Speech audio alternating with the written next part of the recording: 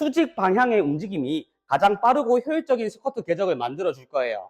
바로 우리 몸의 중심선이라고 볼 수 있는 미드풋이 그 기준이 되게 됩니다. 로우바 스쿼트는 바벨이 뒤쪽으로 위치하기 때문에 바벨이 흘러내리지 않기 위해서 상체를 앞쪽으로 숙여야 합니다. 자연스레 힙이 뒤쪽으로 빠지는 스쿼트가 만들어지고, 이는 엉덩이를 비롯한 후면 사슬의 개입이 높아지는 것이죠.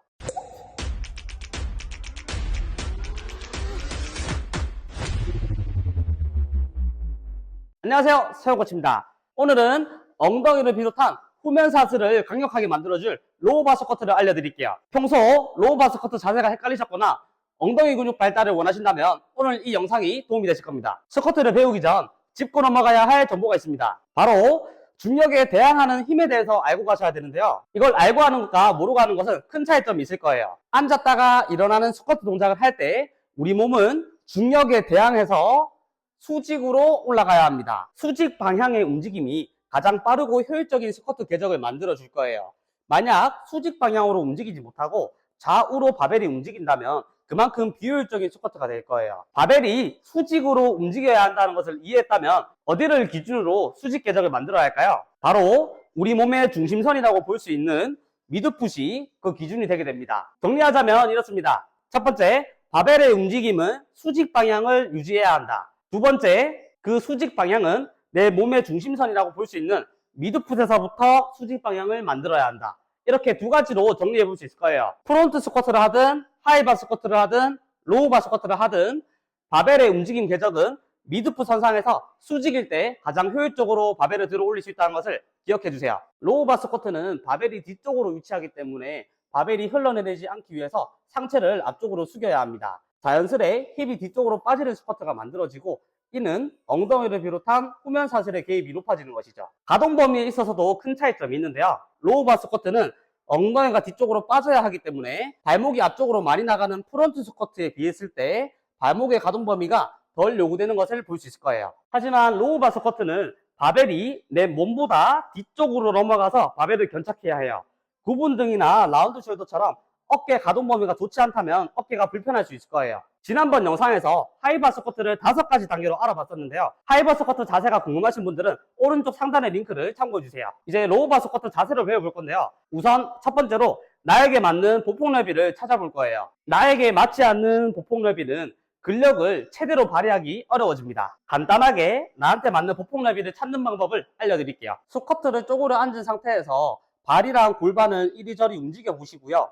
움직이면서 나한테 가장 편안한 스탠스를 찾아볼 겁니다. 발목이랑 골반에서 걸리는 게 없고 편안하고 깊게 앉을 수 있는 깊이를 찾아보시는 거예요. 불편한 게 없고 편안한 스탠스가 만들어졌다면 지금 앉아있는 스탠스가 내 골반 구조상 가장 편안한 스쿼트가 만들어지는 각도가 될 거예요. 그 각도를 기억해 주시고 그대로 올라가 보세요. 벌려져 있는 보폭 넓이가 나한테 가장 편안한 스쿼트가 되는 겁니다. 기존에 알고 있던 스쿼트와 다르게 상체 각도가 숙여져야 한다는 것을 알아야 해요. 무릎의 각도는 발끝을 바라보게 해주시고요. 시선은 앞쪽 전방을 주시해주세요. 상체를 세웠다가 숙였다가 반복해보세요. 하단 자세까지 만들어 보셨다면 힙 드라이브를 연습해 볼 건데요. 힙 드라이브란 엉덩이를 밀어 넣는다는 뜻인데요. 하체에서 큰 힘을 낼 수 있는 둥근에 개입을 높이는 방법입니다. 파트너가 있다면 뒤쪽에서 허리 아랫부분을 수직 아래로 꾹 눌러주시고요. 상체 각도는 유지한 채 힙을 위쪽으로 들며 올라와 봅니다. 그 다음 그립을 잡아볼 겁니다. 그립은 널링을 기준으로 본인에게 맞게 그립을 잡아볼 거예요.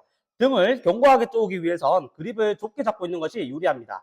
기존 하이바 스쿼트는 상부 승모근에 짊어지는 반면 로우바 스쿼트는 어깨 후면 근육에 얹혀야 합니다. 견착을 했을 때 손목이나 어깨나 팔꿈치가 불편하다는 사람들이 있을 겁니다. 바벨의 무게를 등으로 짊어 매야 하는데 손목으로 받치고 있을 경우 손목이 아플 수 있어요. 바벨로 진행하는 어떤 스쿼트가 됐던지 간에 견착에서 가장 중요한 점은 바벨과 내 몸이 하나가 됐다 생각하고 밀착해주는 게 가장 중요해요. 바벨을 잘 견착했는데도 손목이 불편한 사람들이 있을 거예요. 이럴 경우 두 가지 해결책이 있습니다. 첫 번째 방법은 그립을 썸어라운드 그립이 아니라 썸리스로 잡는 그립인데요. 썸어라운드 그립보다 썸리스 그립을 잡았을 때 불편했던 손목이 괜찮아질 수가 있어요. 두 번째 방법은 그립의 넓이를 조금 더 넓게 잡아보는 건데요. 그립을 너무 지나치게 좁게 잡았을 때 팔꿈치나 손목이 불편할 수 있어요. 팔꿈치와 손목에 부담은 되지 않으면서 내 등은 견고하게 쪼을 수 있을 정도로 잡아주시는 것이 중요해요. 바벨을 짊어맸을 때 상체를 앞쪽으로 숙여서 바벨의 위치가 내 미드풋 선상과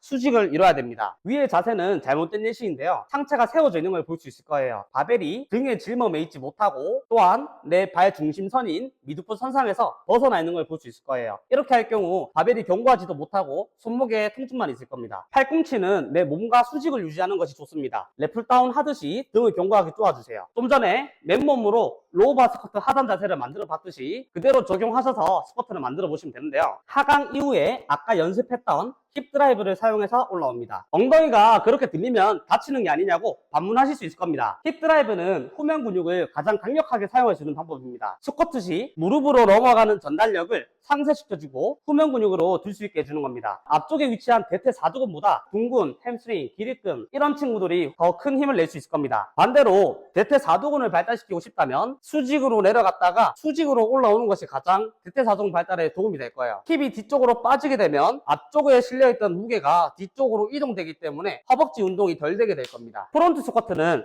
대퇴사두근 발달을 위해서 바벨을 앞쪽에 짊어매는 것처럼 로우 바 스쿼트는 하체의 후면 근육들을 발달시키기 위해서 바벨을 뒤쪽으로 짊어매는 겁니다. 힙 드라이브는 로우 바 스쿼트의 이점을 더 강하게 만들어주는 방법인 거죠. 힙 드라이브를 만들 때 두 가지만 주의하시면 됩니다. 스쿼트는 결국 고관절을 밑으로 앉았다가 올라가야 스쿼트 동작이 만들어지는데요. 위의 영상처럼 엉덩이가 끝없이 위로 올라가기만 간다면 굿모닝처럼 자세가 만들어질 거예요. 두 번째는 등 하부가 견고하지 못하고 풀리면서 올라가는 자세인데요. 이는 잘못된 자세로 허리 통증을 유발할 수 있을 거예요. 오늘 이렇게 로우 바 스쿼트를 배워봤는데요. 처음이라면 로우 바 스쿼트 동작이 까다롭고 어려울 겁니다. 오늘 알려드린 로우 바 스쿼트 순서대로 연습해보시고 궁금한 사항은 아래 댓글을 통해 남겨주시면 친절히 답변해드리겠습니다. 오늘도 영상 봐주셔서 감사하고 좋아요와 구독 한 번씩만 부탁드리고요. 다음 영상도 놓치지 마세요. 감사합니다. 서코치였습니다.